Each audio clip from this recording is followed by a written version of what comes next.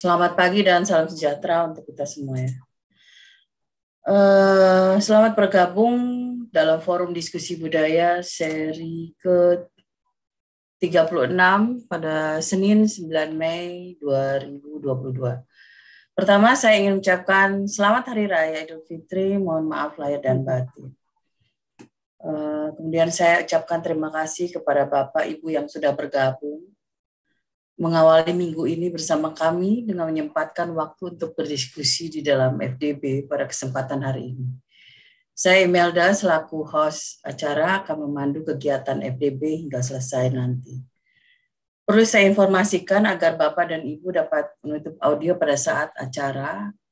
Anda dapat menyalakan audio pada sesi tanya jawab. Bapak, Ibu, dan hadirin sekalian, FDB adalah sebuah kegiatan yang diadakan setiap 2 minggu sekali dengan mempertemukan akademisi dan masyarakat untuk memperkuat peran PMB sebagai rujukan dan jembatan pada level nasional dan internasional dalam aktivitas ilmiah di bidang sosial kemanusiaan. Kali ini forum diskusi budaya akan mendiskusikan sebuah buku berjudul Kuasa Rahim, Reposisi Perempuan Asia Tenggara Periode Modern Awal 1400 sampai 1800 yang ditulis oleh Profesor Barbara Watson Andaya dengan menyoal sejarah kawasan Asia Tenggara dan sejarah gender yang relatif baru.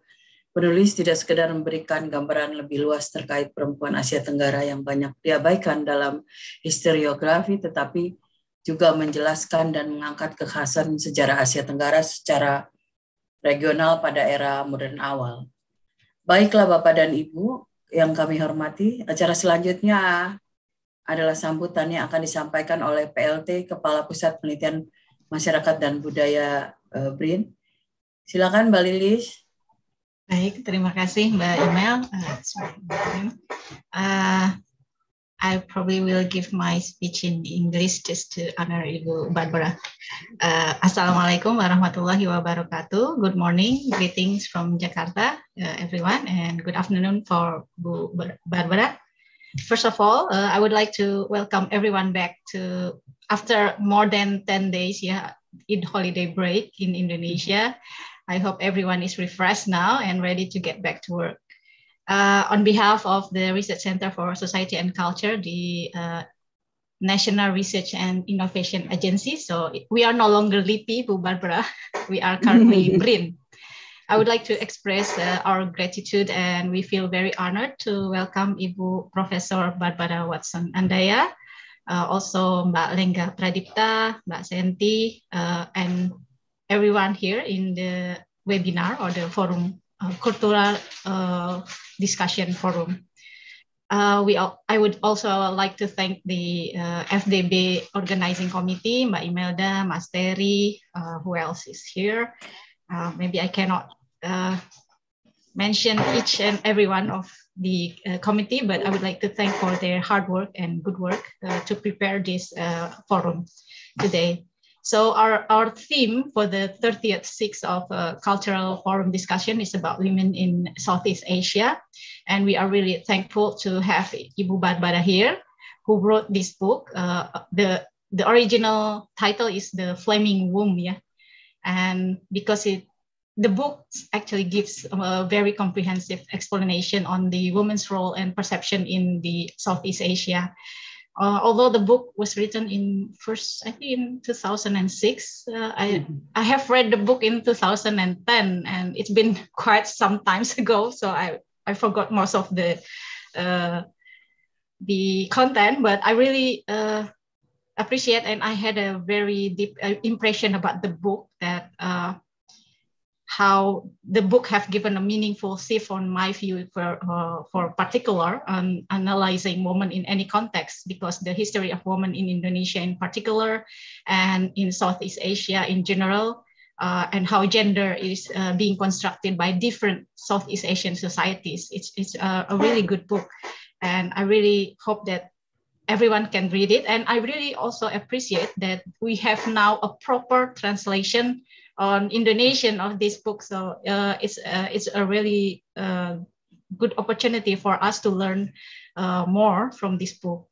So the period of 1400 to 1800 is probably most importantly marked by the spread of and the development of monotheistic religions in Southeast Asia, not only in Indonesia, such as Islam and Christianity. Also, there's an expansion of global trade during that period and colonization from the European countries in Southeast Asia countries. Maybe for this discussion, I would like to ask everyone to join and reflect on the later discussion, what really happened during this period to women in particular, and how women are perceived and represented in the history during this period, how they are treated, and how different cultural and geographical contexts influence this perspective, perception, and also the practice on women. So Ibu Barbara here is a known historian, and most of her works in Indonesia were about Sumatra, ya Bu, ya. But there are also numerous works on Java, I think, and many other societies such as Malaysian society. So it is our best opportunities to have invited Ibu Barbara to talk here in our cultural forum discussion. So I hope that everyone can learn firsthand from the expert and from other different experts that we have invited, and we will invite it nationally and globally regarding the different themes and the issues that are close to us, and we consider very significant to enrich our scientific communities. So PMB BRIN, as one of the research institution under the National Research and Innovation Agency, or BRIN, which is just turned 1 year old last month, I think, is currently developing the most suitable format to build scientific communities that encourage national and global collaboration. And this forum is just one of our efforts to link different ideas, different perspectives, methods, and existing research to meet and build such communities. And it is also our obligation to help the general audience to learn what we are doing as a research institution and how we can contribute to the development of research, science, and innovation in different scientific fields, including social science and humanities. I would also like to thank everyone here who has presented here. Thank you all for joining us in this, in our very first, after long break, in our very first forum after the long break. And last but not least, once again, I welcome and would like to thank Bu Barbara, Mbak Lengga, and Mbak Senti, and everyone. I hope that we will have an insightful and fruitful discussion. Thank you, and I'm passing back the time to the host, Mbak Imelda. Terima kasih, Mbak Lilis. Baik, kita akan melakukan sesi foto bersama terlebih dahulu sebelum dimulai acara kegiatan. Silakan Bapak dan Ibu menyalakan kamera agar kita bisa berfoto bersama. Ada 3 ya. Saya akan pandu dari sini. 1, 2, 3. Slide kedua. 1, 2, 3. Slide ketiga. 1, 2, 3. Baik, terima kasih Bapak dan Ibu. Sedikit informasi tambahan dari saya bahwa kegiatan ini akan disiarkan dan sekarang sudah disiarkan ya di platform YouTube melalui channel resmi milik PMB BRIN dan Pusat Dokumentasi BRIN. Tidak lupa saya ingin mengingatkan pula bagi seluruh kegiatan peserta kegiatan untuk mengisi daftar hadir pada link yang akan kami bagikan di kolom chat. Di akhir acara kami juga menyediakan sertifikat bagi Bapak Ibu yang membutuhkan dengan cara mengunduhnya langsung pada link yang kami bagikan. Itulah informasi terakhir dari saya. Untuk kegiatan selanjutnya akan langsung saya serahkan kepada Mbak Sentiala Oktaviana selaku moderator. Silakan. Terima kasih Mbak Imel. Thank you, Mbak Imel. Assalamualaikum warahmatullahi wabarakatuh. Good morning, good afternoon for Bu Barbara. Thank you for the audience for joining this forum. on this Monday morning after a very long holiday. Welcome back. My name is Santiala Octaviana. I am researcher from PMB BRIN, Research Center from Society and Culture. I am a moderator for today's discussion. So please bear with me. Today we will discuss a book from Professor Barbara Watson Andaya. The book, as mentioned before, by Mbak Lilis. The book has published in 2006 with the original title, The Flaming Womb, Repositioning Women in Early Modern Southeast Asia.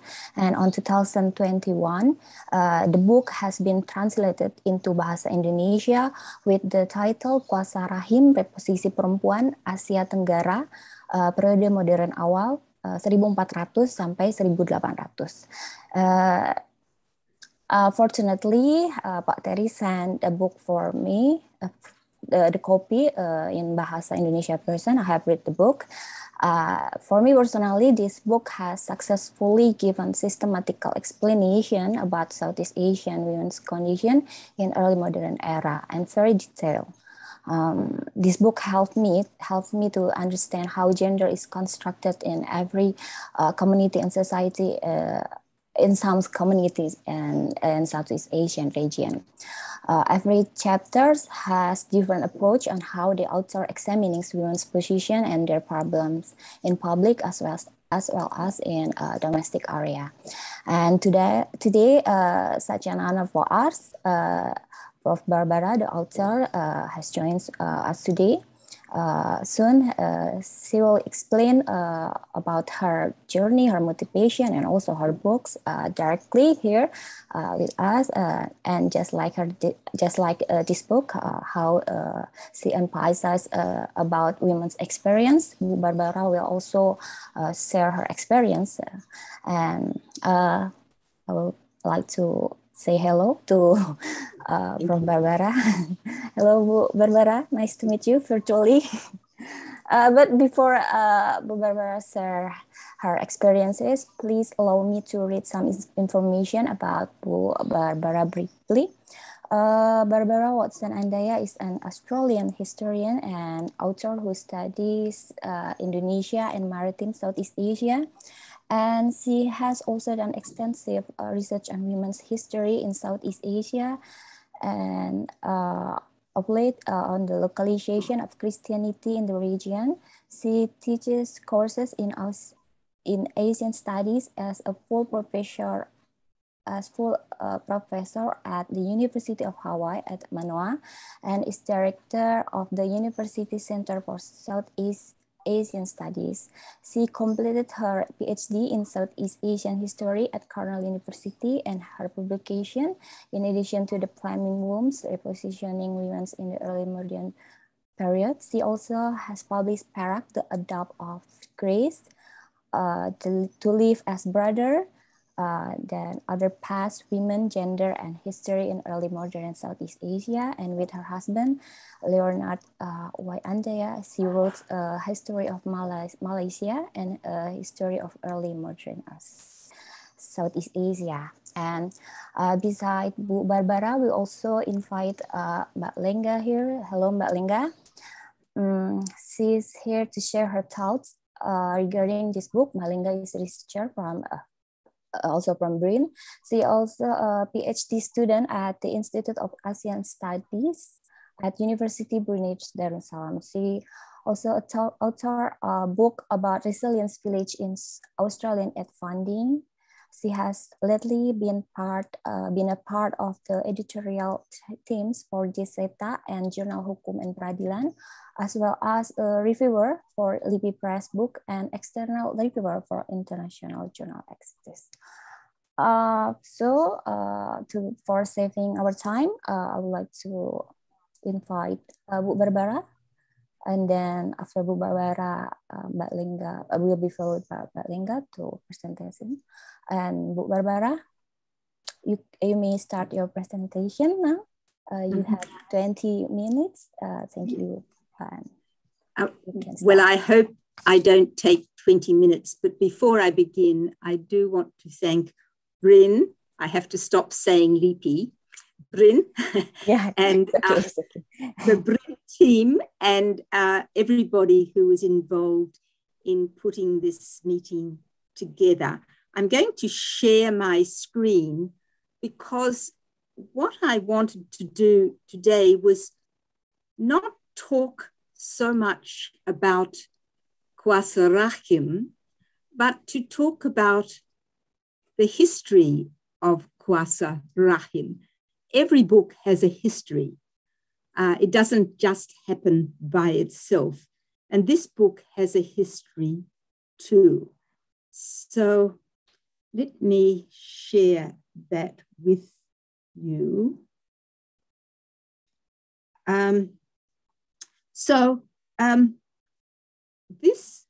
I was born in Sydney during the Second World War in 1943. So I think that was before most of you were born, and the other ones were just babies. So it was a long time ago. But you can see in this picture from 1949, when if you do your mathematics, you will see that I was 6 years old then. You can see that this is in the country. You can see all the grass growing around. But if you look at that picture, you can see that all the people, all the children in that picture have white skin. There is no Asian face there at all. Because at that time, when I was a little girl in Australia, nobody thought very much about Asia. We were very much seen as part of the British Empire. We were just at the bottom of the world. That was the difference. My father had some students from India, and they brought us cashew nuts. I liked cashew nuts, but I didn't know anything about India. I just liked cashew nuts.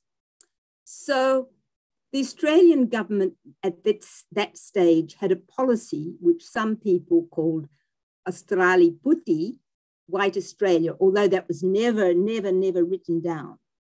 But what it did mean that people with white skin were preferred as migrants. So many people in this photo, for example, this boy here was from Germany. This girl here was from Scotland. This girl here was from the UK. This girl here also. So many of the children here came out after the war ended in Europe, and they came to Australia with special funding. So that policy officially ended in 1973, although there was already some changes going on. Now, in the next slide, I want to show you a picture of the same school, Castle Hill Public School. You can see it's not very nice writing there. Castle Hill Public School in 2021, and you can see the difference. Look at the difference in the faces of those children.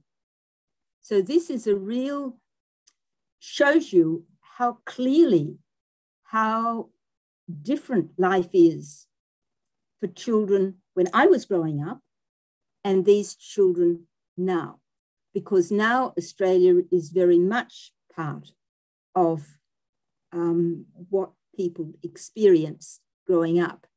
So I went to Sydney University in 1960 when some of these changes were taking place. At Sydney University, my major was history and English, and I also gained a diploma in teaching high school. I did not do anything unusual. I was a very good girl. I obeyed the rules. I did what my parents said to do.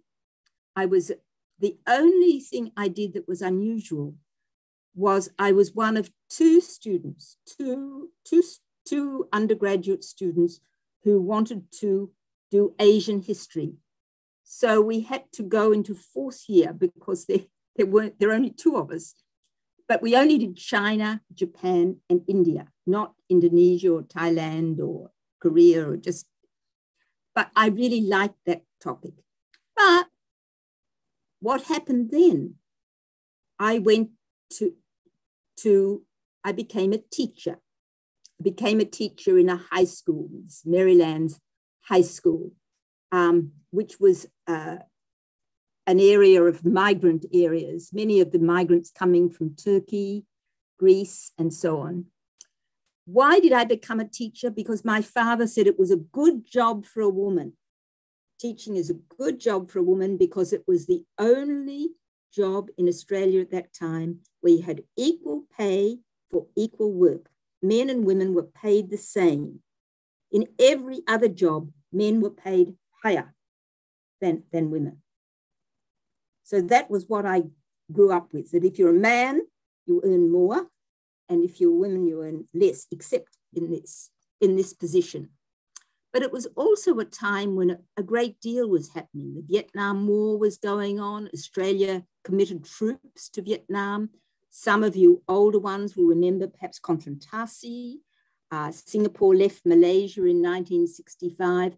But the Vietnam War made a difference to us, but the other things maybe not. However, one important thing happened in 1965. In 1965, there was a change in the school curriculum. I was teaching social studies, and the curriculum changed so that there was a new section. It was never there before. And this section said, our neighbours to the near north.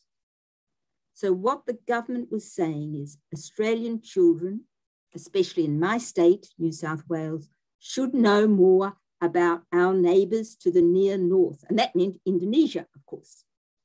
But we had no books, we had no materials, we had nothing to teach with. It was a disaster. It was a disaster because nobody had any training. Nobody knew what to do.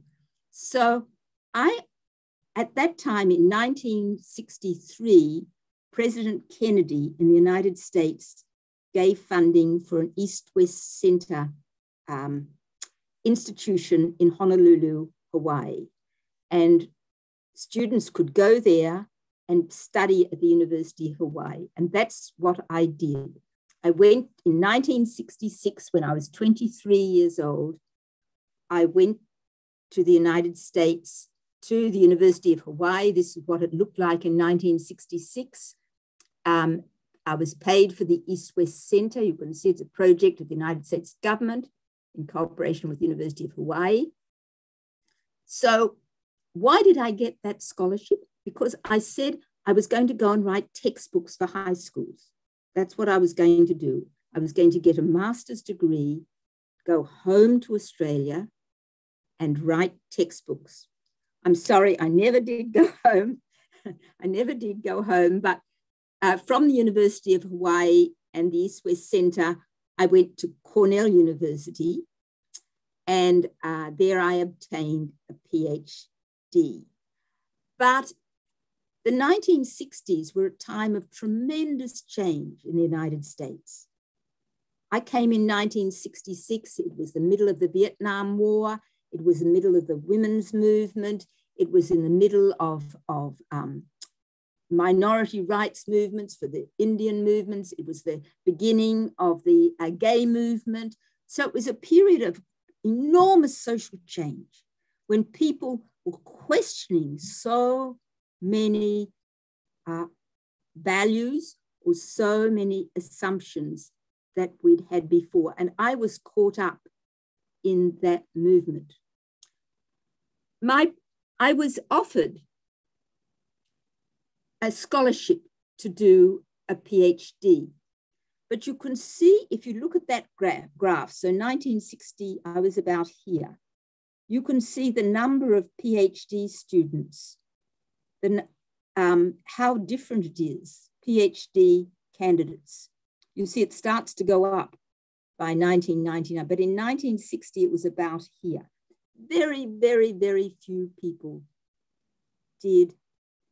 undertook a PhD degree.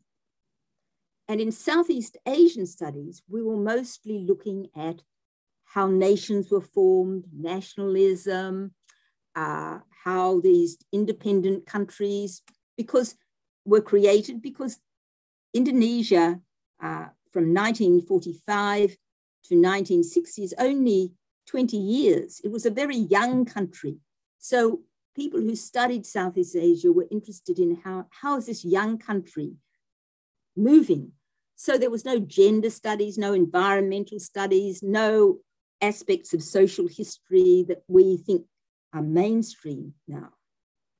So when I started to write my PhD, I never thought for 1 minute, I never thought of doing anything about women. So my first book was about Perak in a Malaysian state with Virginia Hooker. I translated the Tufat al-Nafis with my husband. I wrote this history of Malaysia. I wrote Tuliva's Brothers, which has been translated as Hidup Bersaudara. And I can only, when I look back, I see some change in these books here, because in those books, I do think about the family. I do think about relations between husbands and wives and their children, a little bit, just a small amount. So, but gender studies was just not something that was in my thinking at that time. Because in 1969, that was the year I was married, in 1969, it was a radical notion to argue that women's historical experience should be studied. But just a few years later, in less than a decade, women's studies was beginning to grow. But my own experience, it was very, very, very hard to be a female graduate student at this time. It was hard to find funding. It was hard to find scholarships. Most of my professors felt that giving money to a woman is a waste of money because they will marry and have children, and then they will not continue with their career. So better give that money to a man. So I lived through those kinds of experiences. But at the same time, women's history was beginning to develop. And so when I was thinking, after Hidup Bersaudara was written in 1993, I was beginning to think, where will my next book be? And because I had been a professional historian for such a long time, but I could see I was paid less than my male colleagues, my status was lower. So I thought I should write about something about this because it affects me. My life has been affected by these assumptions. And in Southeast Asia, we're told that the position of women is rather better than East or South Asia. So even though at that time, in the 1990s, there was a lot more work coming in regard to gender, it was mostly on the 20th and the 21st centuries. There was very little on the early modern period. So I was always interested in comparative history and global, how some aspects of history are similar in Europe, in the Americas, in Africa, in gender as well as other things. But although this book is about women, since I wrote that book in 2006, I think the field has changed too. Although we wanted to know then what happens to a little girl as she grows up to be a young woman? Is that different in a different ethnicity, different class status? But we also want to know, what is it like to be a little boy who grows up to be a man? Is that different at different class levels, different ethnicities? And so gender, unfortunately, is often seen as just about women, but it's not. Gender involves everybody. It's really central to historical study because it changes over time. It's not always the same, because it's culturally different. Cultures have different ideas about what is appropriate behavior for a woman and a man. And because human experiences is really basically affected by gender. And I would be remiss if I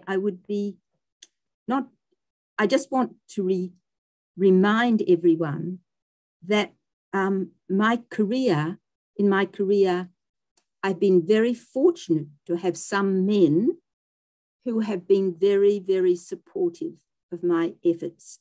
I want to thank particularly the late Professor D.G.E. Hall, who was a great support to me in my early years.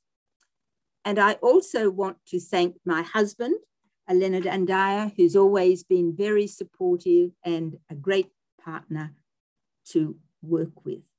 So that was just the history of my book, how I came to write that book. And I did like writing it a lot. I enjoyed writing that book.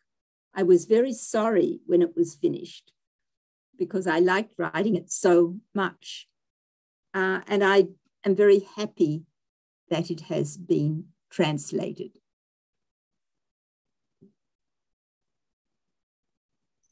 Thank you, Bu Barbara, for your sharing about your journey, how about your motivation to when you decided to write or you studies about a gender. You experienced a discrimination, paid leave, then male counterparts, and hard to find funding is because funding institution prefer to give to men instead of women. So at first you have a motivation to write about textbook about to cover our neighbors to the near north curriculum, but social change in USA encourage you to move forward to bigger goals, I think. Thank you for your sharings. And next, I give the chance to Mbak Lengga. You can start now. Okay, selamat siang, selamat pagi, good morning everyone. First of all, I would like to say thank you for PMB Brin because you're inviting me for this honorable session. I could learn a lot from Professor Barbara Books. And also, I want to say hi to Professor Barbara. Hello, Professor Barbara. Nice to meet you.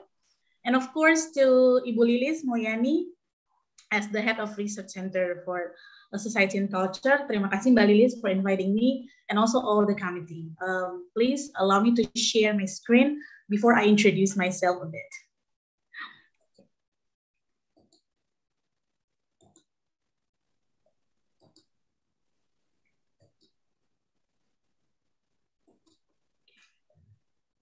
I hope it can be seen and my voice is clearly heard by Ibu Sentiala, the moderators.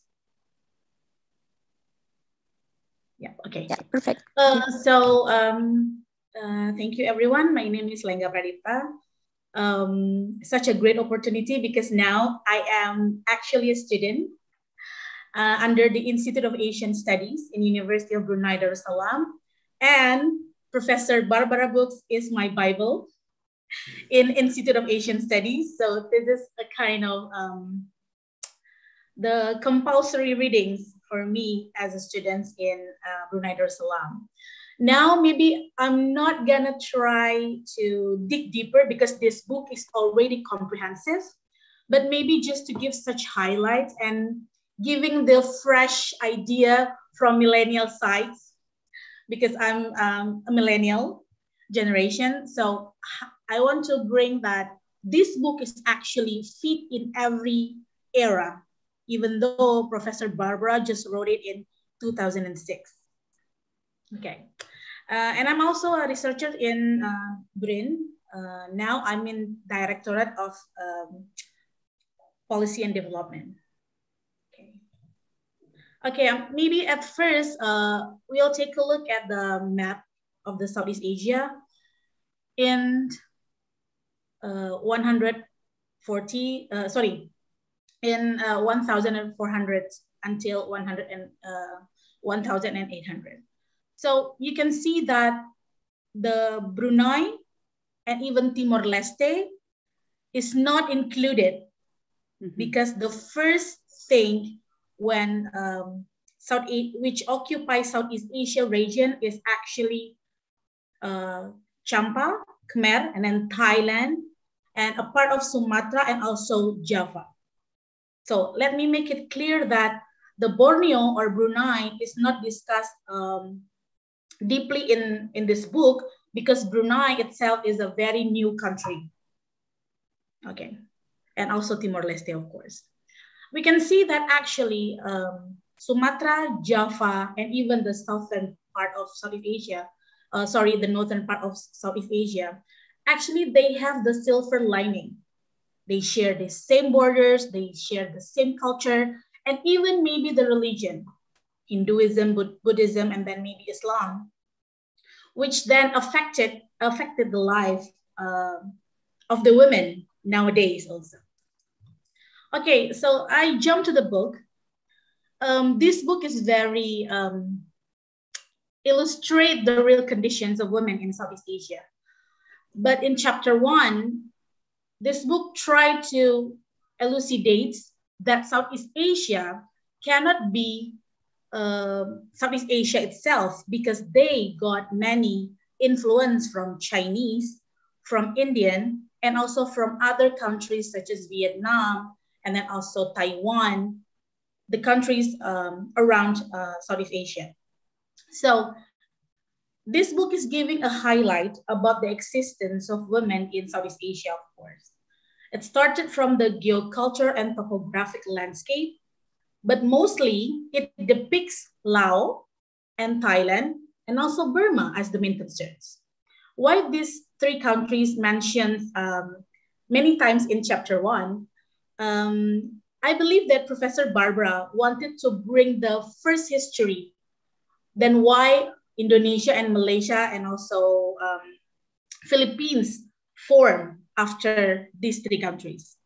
So this is actually the very old and ancient history of Southeast Asia, Laos, Thailand, and Burma. And then especially because these three countries influenced by the Indian and the Chinese culture. Maybe correct me if I'm wrong later on, Professor Barbara, and also the audience. And then the complexity of history between the Chinese, the Indian, and other influential countries will make a greater contribution to Southeast Asia.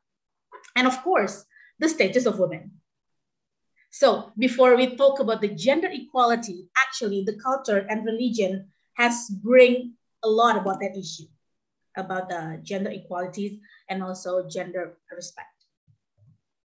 And then because this is like a silver lining book, in chapter 2, we can see that it's more focused on the early modernity, sources, and women history.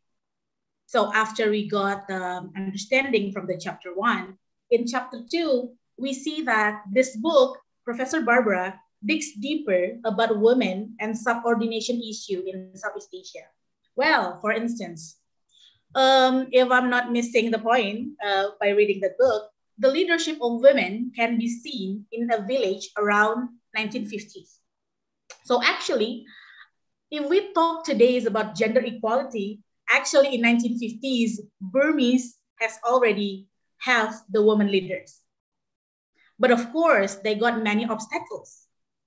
Because of the historiographical and socio-political situation, some of the groups having contra with this woman leadership. Okay, so it seems like women are not allowed to be a leader in Burma, even though they have already making a breakthrough. And then I want to highlight the point in the chapter 2 that if we want, as a researcher, if we want to jumping more on the gender issues and gender research, chapter 2 can be our reflection, because Professor Barbara is talking about methodology during the research of the book. And she mentioned that we need several and creative approaches to ensure that at the end of the research, we get the surprising and unbelievable results. And one fact that mesmerized me during my time in reading this book, that women anthropologists can get the different answer with male anthropologists to their informant. So the answer can be very different if women approach women or male approach women.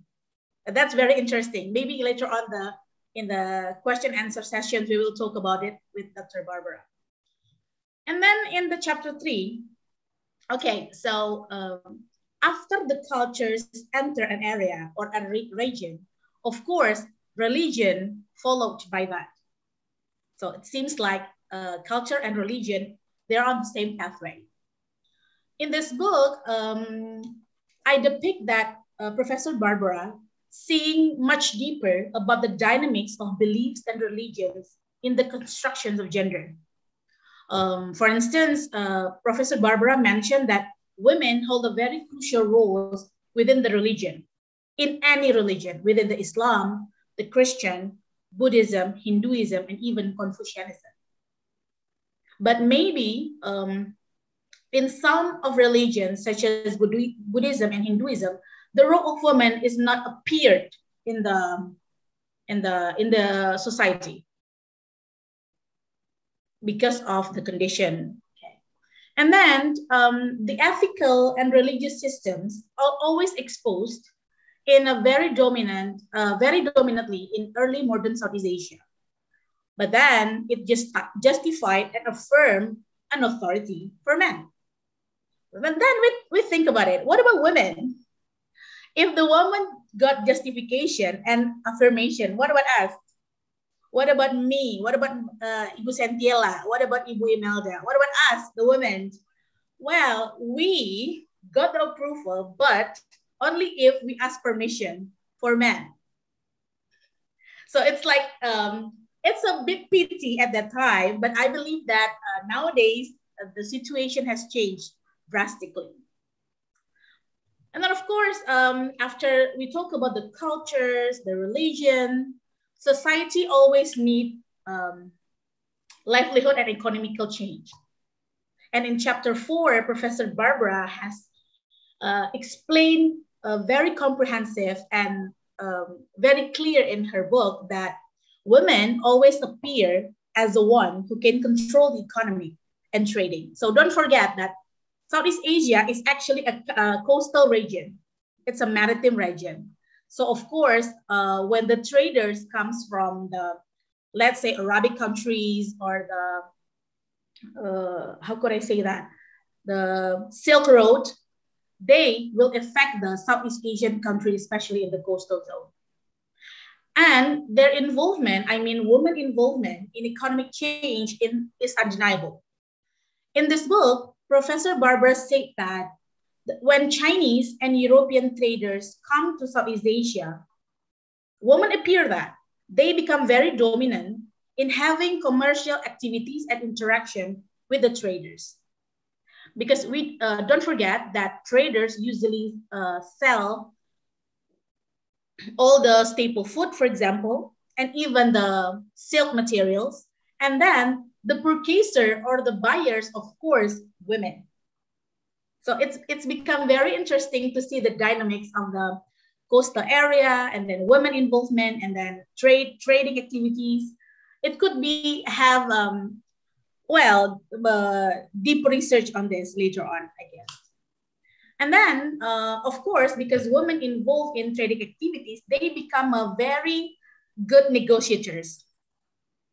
But unfortunately, I also feel like sad to see the condition in the book that when women engage more in urban and harbor activities, the issues of prostitution and woman objectification couldn't be avoided. So as we know that urban and harbor situation is very harsh. And not all people, not all women could bear with this, especially when there are cross-culture situation occurred in that area. And one thing that I'm very happy and I'm very excited when I read this book, that not many literatures has mentioned the role of women in global trading activity in the early modern Southeast Asia. But in this book, Professor Barbara stated clearly about women, which always be unseen by other scholars. So gender scholars, I think we need to read this book. Okay, go on to chapter 5. It's more about the structures, about the governance systems, about the states, the subjects, and the women roles in the household. In chapter 5, what I can assume that colonialization occupied some region in Southeast Asia. And it also illustrates how indigenous governance was shaped in the 16th century, if I'm not mistaken. And then the book revealed the vivid condition when the Spanish landed in the Philippines and the Dutch East India Company, if I'm not mistaken, the VOC, occupied some of the coastal region. So in these centuries, the colonial come to Southeast Asia and also, of course, Indonesia. And this situation implies a huge impact on the population dynamics. In this chapter 5, for the people who studied about migration, it is very important because it talks about the population dynamics, the changing on the societies, and also how people migrate because of the changing on the governance systems and the structural system. And then again, men were having full domination in socio-political sphere. But it doesn't mean that women doesn't have. Women still have that. But of course, like which mentioned in chapter 2 or 3, they need approvals because at that time, not all women can support other women because they have different class status. It will be mentioned in chapter 6 and 7 about the caste, about the status of women. And then this one, like what I mentioned before, in chapter 6, it's about women, courts, and class. So now maybe if you still remembered about the caste in Hinduism, like Brahmana, Sudra, and other, that's also affected and mentioned in Professor Barbara books. So it's talk about the caste. And even in Indonesia, because we also have that particular thing in Java, it become very interesting. Oh, maybe Raden Ajeng Kartini, one of Indonesian heroes, is also included in this book because it talks about the class level. Well, this chapter, in chapter 6, I mean, it preserves the issues on gender construction in the elite or upper level of society. Like I mentioned before, in Vietnam, in Burma, or even in Java, in Indonesia, women with good social status, good manners, and good literary skill will always be the role models. It's undeniable, actually. And in this book, it's also become the tipping point on the ideas of female and male equal relations. So in chapter 6, we then learned about the gender equality better. So many phrase or many sentences has mentioned about the female-male relations. And then, but unfortunately, it happened only in behaves class. Behaves class means rich people, the people with the good social status. And then also, one of the interesting point in this chapter, in chapter 6, also mentioned about the cross-cultural marriage within the among the Southeast Asian countries. For example, Champa princess, in Indonesia, we are familiar with Kampuchea. The Kampuchea princess married with Vietnamese and had to adjust their life. So can you imagine the lady come from Champa, they married with Vietnamese, but they have to adjust their life with the culture in Vietnam. It means women is very adjustable in every conditions. Women is very versatile. And also another example that a Khmer lady who got married with the Thai man kingdom have to adopt with the Siam cultures. So there are two examples in this case. And then what does it mean?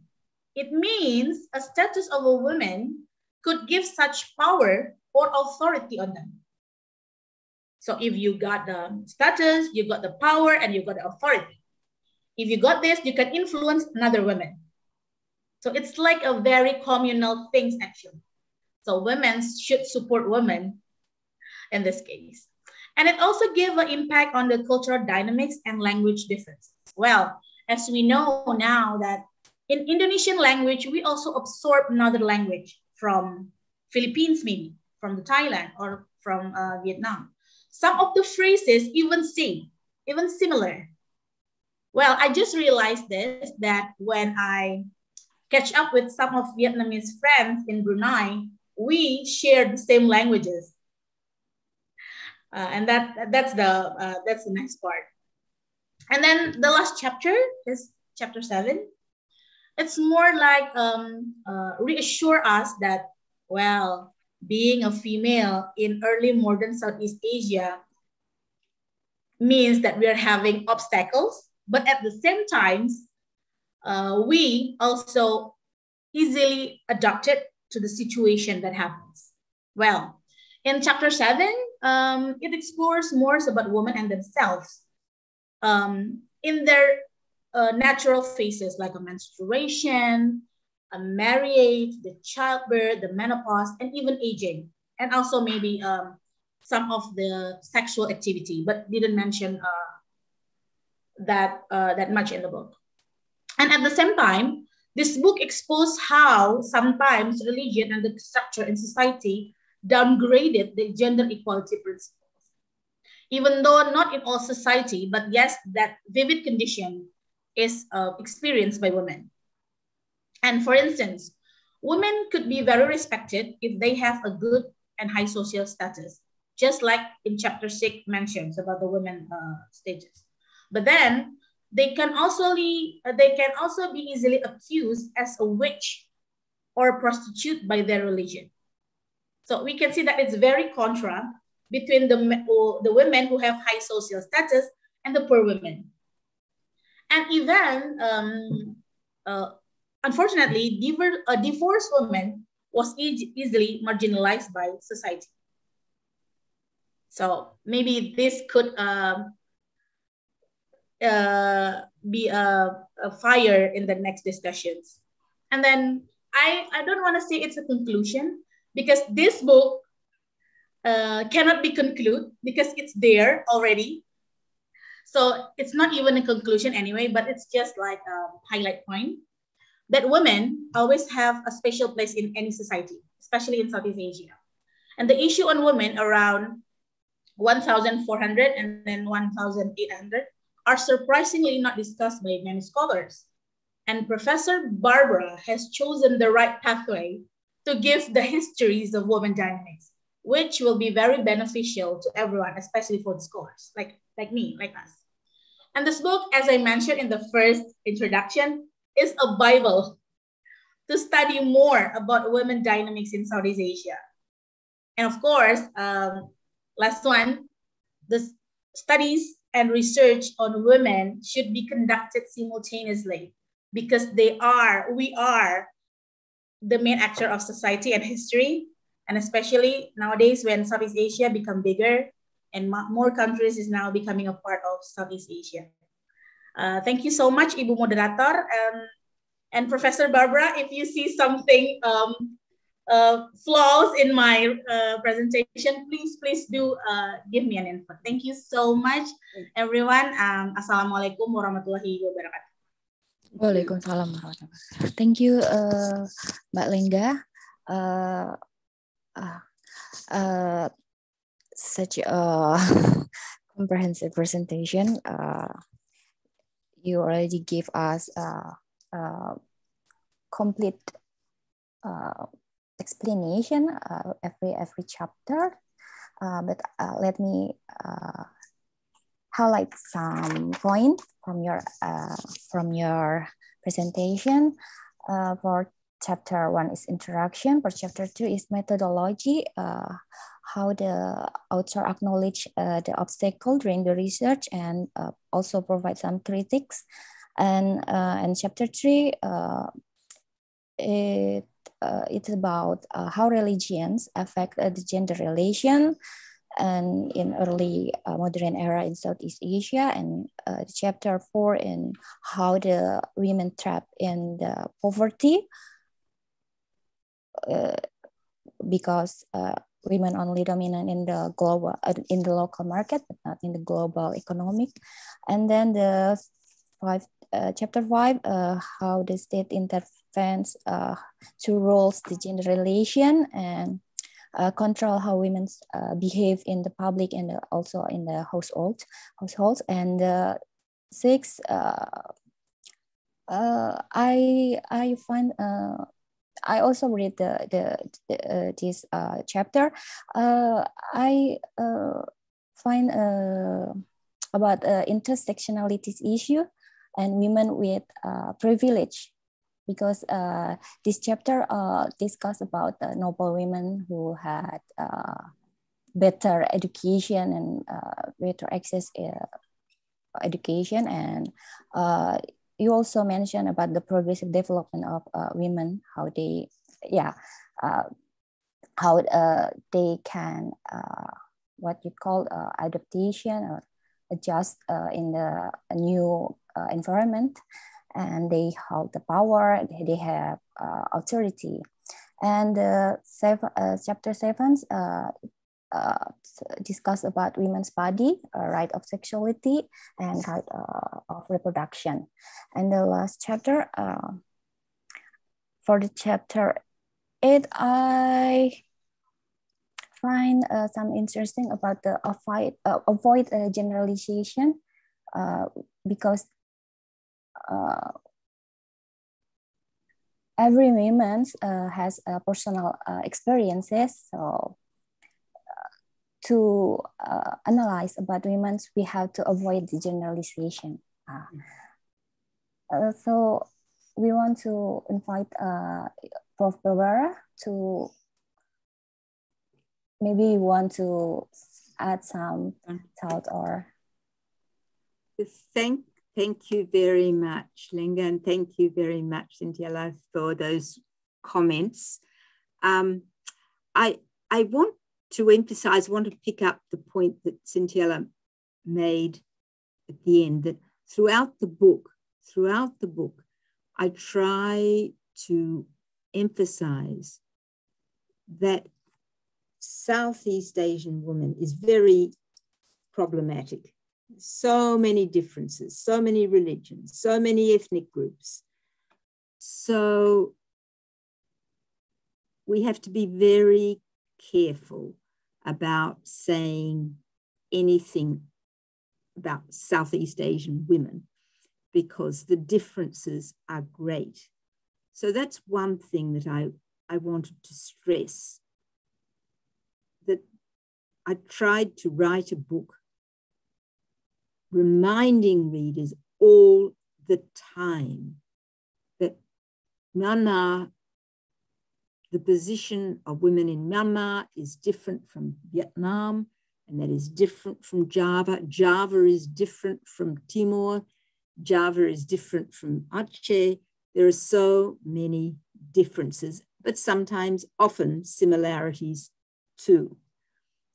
The second thing that I want to mention, and I see in the chat as well, somebody, thank you for the question. Primasari, you asked about education. One of the problems is that almost all the sources that we have are written by men who could read and write and who were attached to royal courts. So they express the opinions of people at the top levels of society. It's very rare that you see how life seems at the bottom. And we have almost nothing from women. Except in Vietnam. Vietnam, we do have material from women, and also Myanmar too. And that the only reason we do have that is because some women learned to write, and their writings have been passed down. And as Primasari suggested, when that literacy, when women did learn to read and write, it was usually at home with a mother or a teacher who could also read and write. So that's why chapter 2 for me is very important. What I was trying to do in chapter 2 on the methodology and sources was to remind people how hard it is. So I do not read Javanese. I do not read Thai. I do not read Vietnamese. So I have to depend on other scholars. I have to depend on translations into languages that I can read. And it's very difficult. How many people in this audience can really read an old Javanese manuscript? Not very many. It's very hard. The words are difficult. The script is difficult. And some places have many more sources than others. We have lots of sources from Java, for example, because the Dutch left a lot of sources in this 17th and 18th century, and the Javanese courts also wrote a great deal. We have a lot from Vietnam. We have a good deal from Myanmar, not as much. Many manuscripts from Thailand were destroyed when the capital was burned by Myanmar in 1767. What we have from the Philippines is almost all from Catholic missionaries. So, but we don't have anything really very much from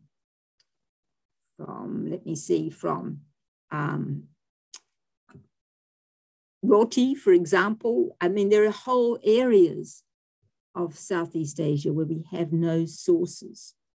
So readers have to be aware of that as well. And even when we talk about countries, in many places, there were no countries at this stage. There were no countries. They didn't have borders like today. And so even talking about countries is very, very difficult. So, and then finally, I think the whole question of the title, early modern period.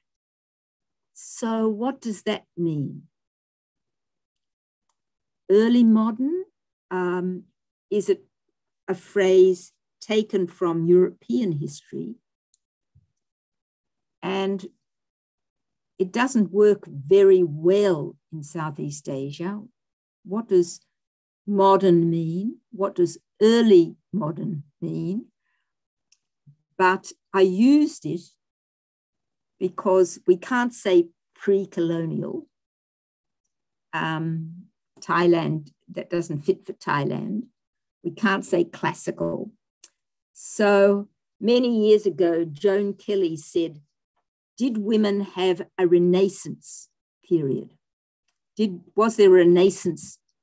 We talk about the Renaissance period in Europe. Was there a Renaissance period for women? So I suppose what I am asking is, was there an early modern period for women in Southeast Asia? And I came to the conclusion that the changes that took place, changes in religion, changes in the economy, changes in the way states developed, changes in relationships between hierarchies of power, all those mean that there was an early modern period and gender was shaped by the changes that took place, both for women and for men.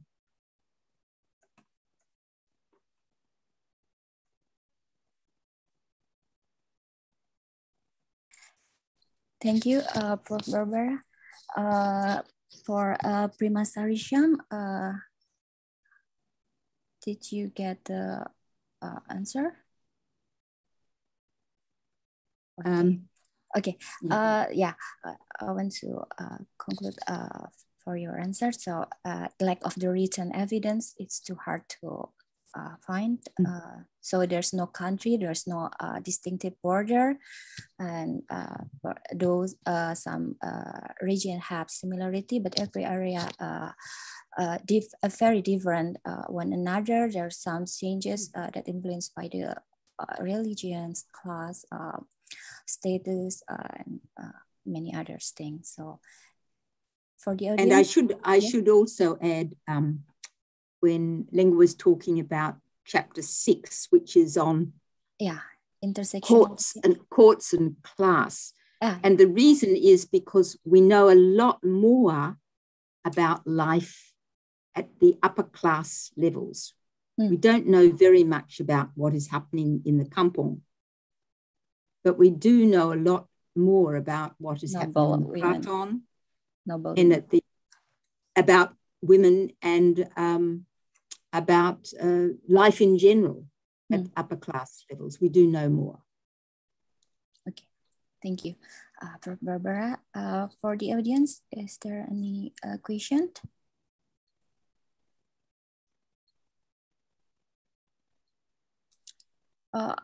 May I ask about, you talk about the privilege in the chapter 6 for women in noble women, for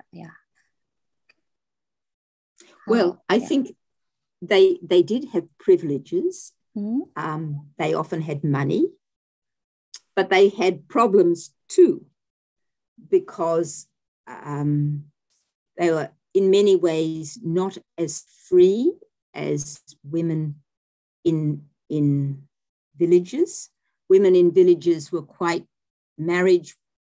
You could quite easily leave your husband if you weren't happy in the marriage. It was much harder at elite levels if a marriage broke up, then families were involved, maybe societies were involved. It was much more difficult in many cases. So, but it's not always true, of course, that divorced women were in trouble. You all have to look at the Makassar records, and you can see that many divorced women easily married again, easily. So, but in some cases, divorce, yes, instead was a disgrace, but not so much, I think, as in the 19th century. I think in the 19th century it was more serious. Okay, thank you. So women, noble women, particularly, they have money, they have authority, but they also have a problem with the freedom. Yeah, they can choose her partner by herself. They can choose. Yes, yeah. no, that's more difficult. And sometimes elite men had many more wives, concubines. Yeah. So that was quite difficult. Even a very small place like southern Mindanao, the ruler might have 29 wives, for example. But in Java, the Kraton had many women. Also Siam, many women in the Kraton. Okay, so though they have higher classes, but they also experience some discrimination. Yeah. Okay, so for the audience, you have a question, you can ask in English, or apabila ada pertanyaan dapat bertanya dengan bahasa Indonesia. Kami buka bisa tanya jawab. Mbak Lengga ingin menambahkan? Aku mau nanya gitu. Silakan Mbak. I'm just wondering what are the argumentation of discriminating a woman at a time. Is it about the ideology of their religion or ideology of their local religion, or any other trust or belief about women at a time? Thank you. The question was, maybe Cynthia, you could translate it into Indonesian in the chat. But I think the question is, what does discrimination actually mean for different people? What causes discrimination? Discrimination is a modern word. I don't think people used a word like discrimination in the 17th and 18th century. But, and sometimes discrimination takes different paths. For example, if you want to be a trader, you have to be able to leave your home. You have to have a boat, be able to travel, sometimes be away from your family for a month, 2 months. Women can't do that. So in the markets, women could do small trade, cloth, fruit, vegetables, but it was very difficult for women to be involved in more trade that involved travel or more money. So they were made, even though women were very prominent in the marketplace, it was a very small world commercially.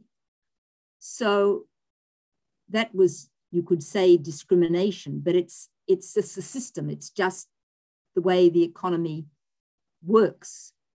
But you could also say that, for instance, the idea that a well-born girl should be married as a virgin, no sexual experience before that, but it's okay for a man to have sexual experience before marriage. So you could say that is a kind of discrimination, but women would not, probably the word discrimination was not something that was used. So I think I wouldn't like to use the word discrimination. I think it's just differences in the way that women and men are treated in the economy, in the culture, and these do change, of course. And individual women can be very powerful indeed. And I found that throughout Southeast Asia, doesn't matter what country, mothers have a very strong position over their sons. So the mother of a ruler, the mother of the sultan, or the mother of the Raja often have a lot of influence in the palace. The mother of a village man also had a lot of influence. So older women have a more influence than younger women, for example. So it's a very hard question to answer. Women and men have different experiences. We could say today that is discrimination, but I don't think many people saw that then. Sometimes in the poetry of some Vietnamese women, you do get a sense that they felt discrimination. You do. But it's hard to tell whether the poem of a Vietnamese woman in 1805, does a Javanese woman feel the same way? We don't know. We don't know. Thank you. Thank you, Professor Barbara. There's another question from Prima Sarisham. The question is about the royal sultana or women's empress. Did you find on your research? Yes, well, of course, in leadership of women, you mean? Yeah, female leadership. Yeah. Yes, of course. We know about Aceh. So the four queens of Aceh are a very good example of female leadership. And Chabanu has written a very good book on the queens of Aceh, in which she talks about female style. In mainland Southeast, in Sulawesi, you find Bugis queens right up into the 19th century. A number of Bugis queens. In mainland Southeast Asia, I think the last queen in Myanmar is in the 14th century, early 15th century. But that doesn't mean that there aren't powerful women. Sometimes you don't need to be a queen to be a leader. You don't need to have a position of, you can be a leader still without a formal position. So I think the Dutch sometimes complained, for example, I found a quotation the other day from Sulawesi in the 17th century, when a Dutchman who's trying to make a contract says, sometimes we're just nearly making a good decision. All the men and me, we're about to make a decision, and the woman comes up and says, no, it's not going to, and that puts an end to it. So sometimes women could have a lot of influence. Okay, thank you, Prof. Barbara. So the female leadership generally you found on your researchers, not particularly to be a empress or a sultana. And there's another question.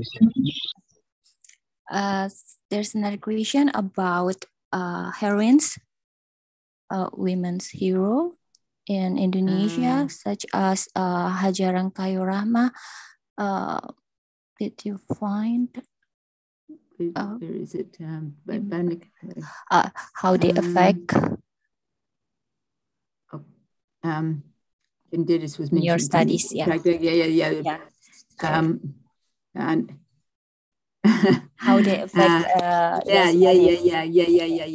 women's heroes in some areas in Indonesia, how they affect your studies.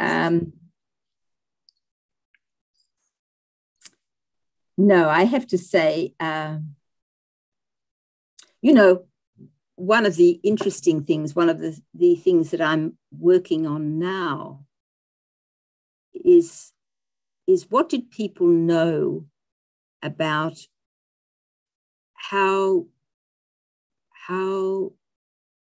conception, how pregnancy started. Most people knew, of course, that a man and a woman had to have a relationship.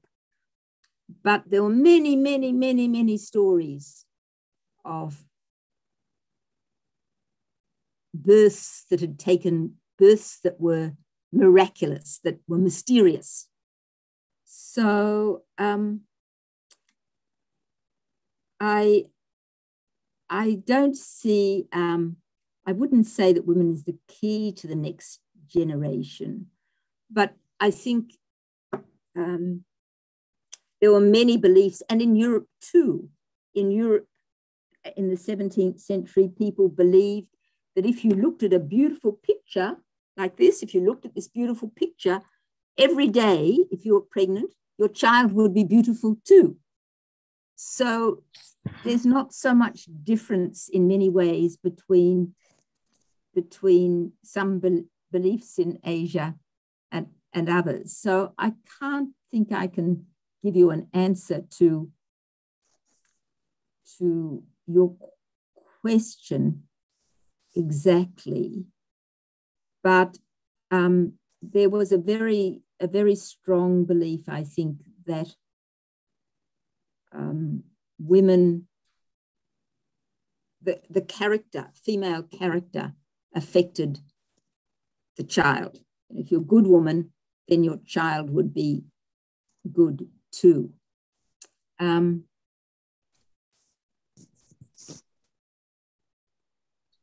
Oh, I see. Yes. Okay. Lilis, yes, I see your question. So I'm going to answer Ibu Lilis' question now. How do I connect my own experience to women in Southeast Asia? Somebody once said, the past is a foreign country.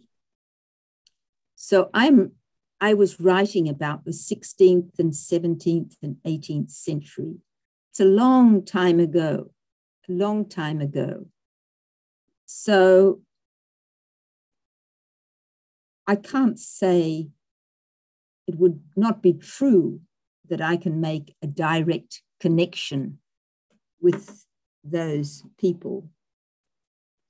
But sometimes I do feel sad for some women. There's a Burmese poem from the 18th century by a woman who says,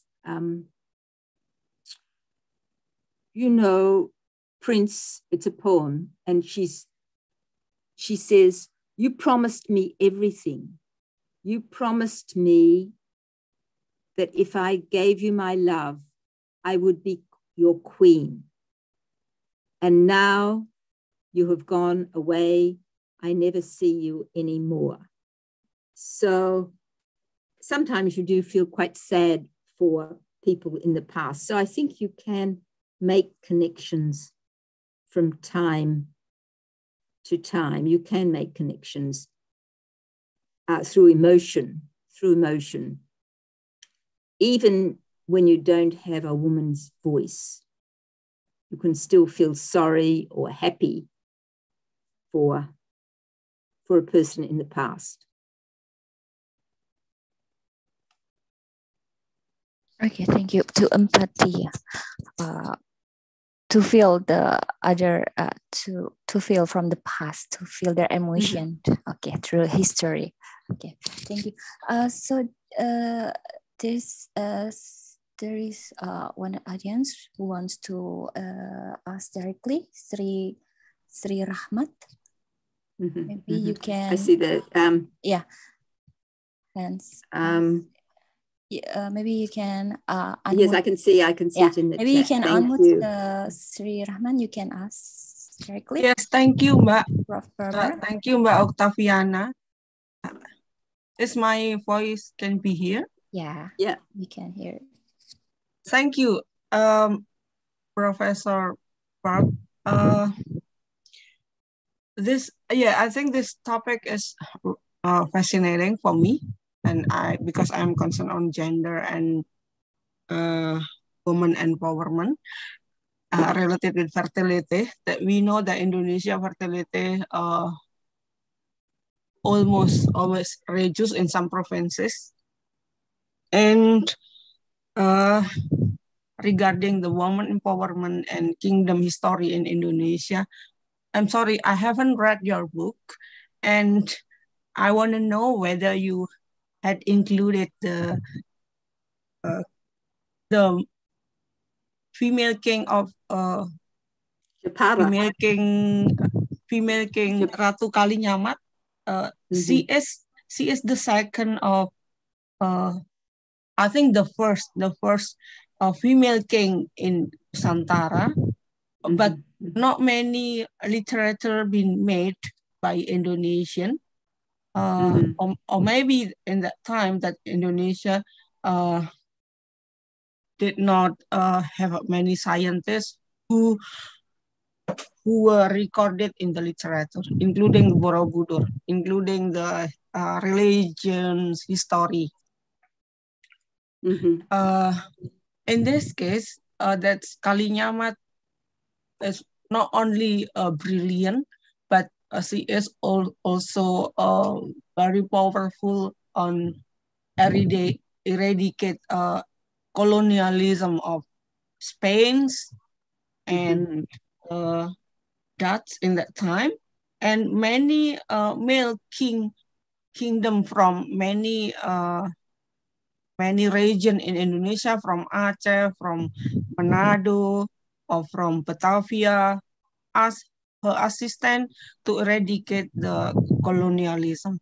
Have you included in this analysis? I think this is very interesting. If you put it in the analysis, that's my Thank you. Question. Thank you. Thank you. Well, I didn't actually include her in this book, but I have in more recent articles, in more recent writings. Yes, I have included her because she is a very interesting person, because she is described. She's mentioned by the Portuguese as rich and powerful, and she did send her fleet to join some of the Malay rulers in several attacks on Malacca when it was taken by the Portuguese. There are a lot of stories about Ratu Kalinyamat, a lot of stories that are difficult to pinpoint in history because they've just been passed down by oral, through oral means. They've just been passed down through legend. But we do have some references to her. So she was a real person, and she was well known, but we don't know very much about her. So all we can say is that that there is a lot of oral stories about her, but she does emerge as an important leader in the 16th century. In the 16th century, when she was involved in attacks on Malacca, on Portuguese Malacca. So she was part of an combined Islamic effort to push the Kafir away from Malacca. But I wouldn't call it colonization yet. This is not colonization. The Portuguese have just captured a port, the port of Malacca. but that is not colonization yet. That's all they own. Okay, thank you. So this book, it's not particularly discussed about Indonesia, but the broader areas. So both Barbara doesn't cover the whole story about Indonesia. So yeah. Yes. No, I think. But you acknowledge many of women's heroes. Well, yeah. I did write an article recently, one for a book by Robert Hefner, and another one for a book on Islam, and so I did mention Ratu Kalinyama in those two books. Yeah. In other works, yeah. Okay. Yeah, because they were both focused on Indonesia, more and focused on Indonesia. So for this book, one of the if you look at this book. This one here, The Flaming Womb, you can see the print is very small, because there are too many words. So I had to keep not putting in more information. I had to take out a lot of words. Yeah, even though you have, but you can put all of them in this one book. Okay. No. So I want to know why you start your book with the Candidate's story. Do you have I think the Candidate story is an interesting one. I think partly because she was regarded as Adina Safari, half man, half woman, and so what I felt was that the Candidate story showed both the kind of the ambivalence of women, that they can be powerful, but in many cases, or they can be influential, but in many cases they're not. So she captured let me see what I briefly so I say that in some ways she's the victim of male ambition, but in other ways she helps found a new dynasty in Java. So it's she's both a victim, but also a victor at the same time. Do you see what I mean? Yeah. So what I was trying to do was to say that throughout the book, that women have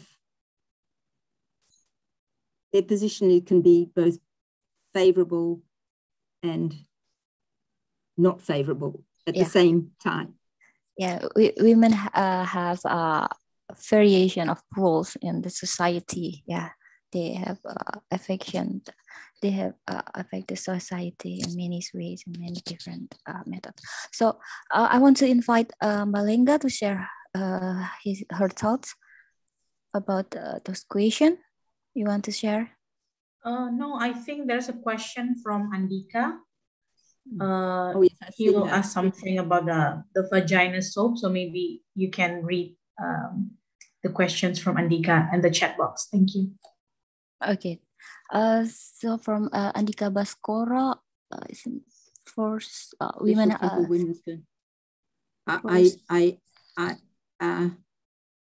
Women somehow forced to be perfect. I'm sorry, maybe somebody else can answer that question. I can't. I don't know.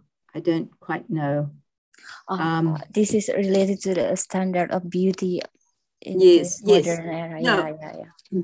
Yeah. I think there are standards of beauty that especially elite women are expected to follow.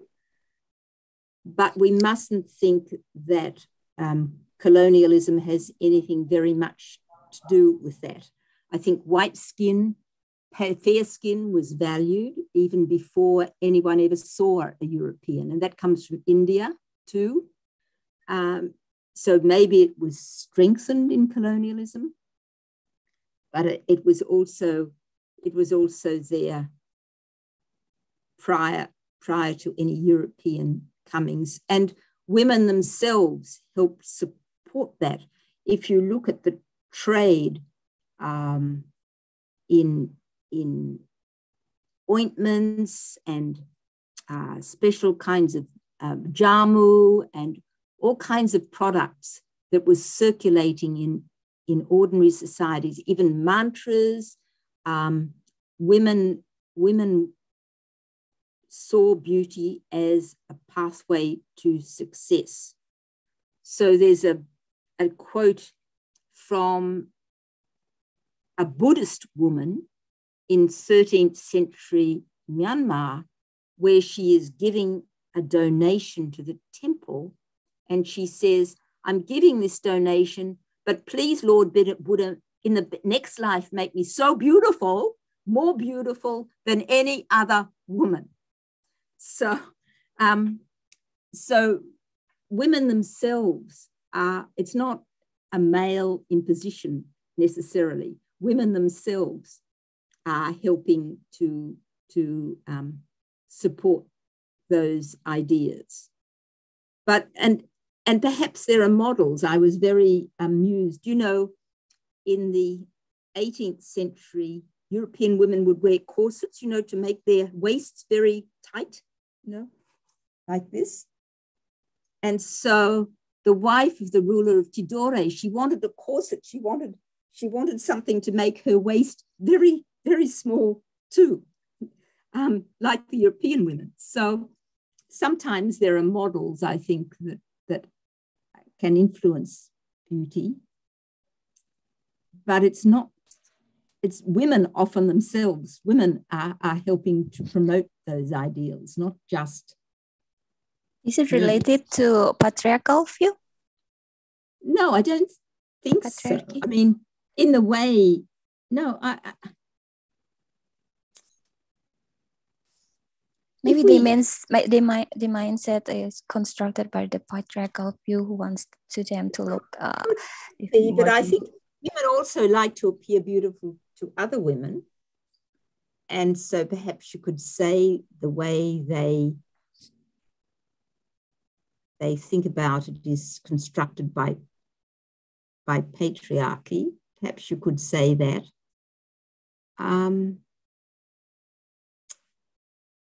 But also women were supporting that patriarchy in many ways, in many occasions. They weren't fighting against it. Yeah, they follow the standards. Yes, they followed the standards. Okay, Mbak Lengga, you want to add something about the standard of beauty from era to era, how the developments or the maybe maybe just a glimpse of statement that it was true that what Professor Barbara said about there are so many treatment on women such as jamu or herbal drinks. Meanwhile, we as a woman, we do not need the, how could I say, the obat kuat, vitalities, or energy booster. But somehow men in many Southeast Asian countries needs that. Even they consume snake for the vitality. So it's very interesting how the culture has make a constructions of female and male in Southeast Asia. Mm-hmm. That's why in Thailand, in Siam, all the bugs on snakes also is very famous to be one of the snacks for the female and also male. Thank you, Bu Barbara. Thank you, Mbak Cynthia. Thank you, Mbak Lengga and Prof. Barbara. There's a more question from Bu Sri Rahmat. Yeah. So this is about modern times, about in Indonesia, I suppose. Right, of reproduction. Only less than 12% of women say that they have an influence on how many children and the frequency of having sex. Well, of course, I'm not a specialist on contemporary times.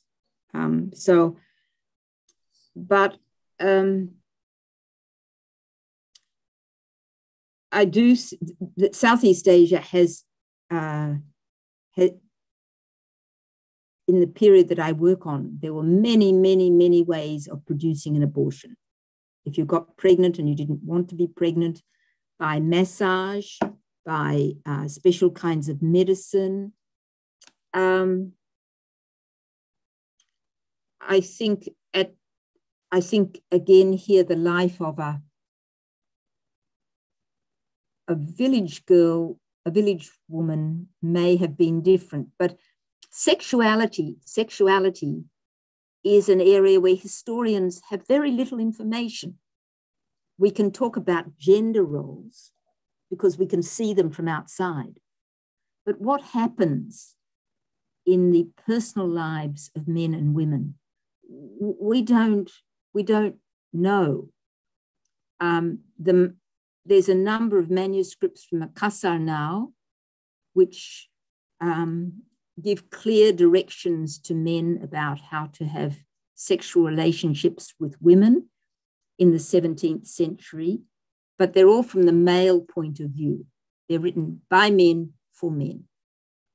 When you should say your prayers, when you should wash after you, when you should be, all these things that you have to do if you have sexual relationships, but it's not written for women. It's written for men. So I think women still have a certain amount of influence about how many children they have and when they have sex. But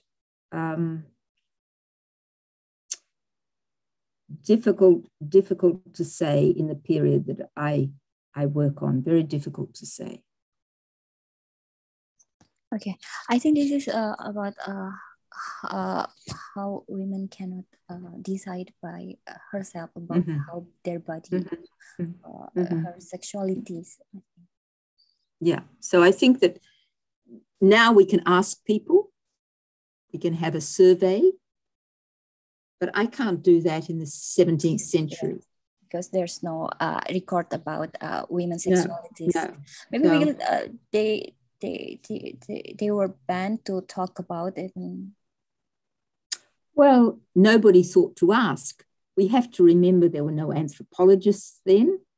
The sources that we are dealing with, the sources we have, were not written for 21st century historians. They're trade records or they're court records talking about how a dynasty began. They're not interested in how many times or frequency of having sex. That's not what they're interested in. They're not going to tell us those kinds of things, or maybe one or two cases. But so the sources, you can be asking very good questions. But if the sources don't tell you the answers, you can answer. You can.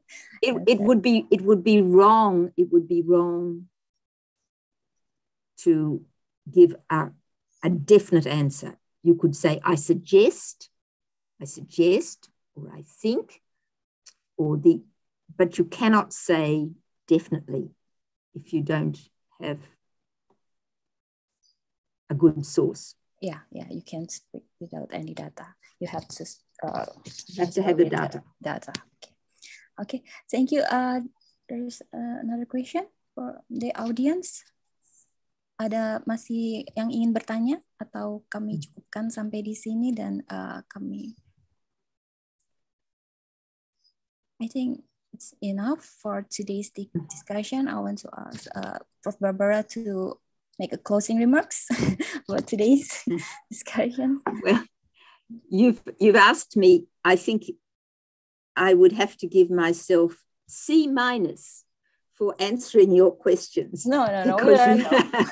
So much from you. Because you ask so many questions that I can't answer, but they're all good questions. And I think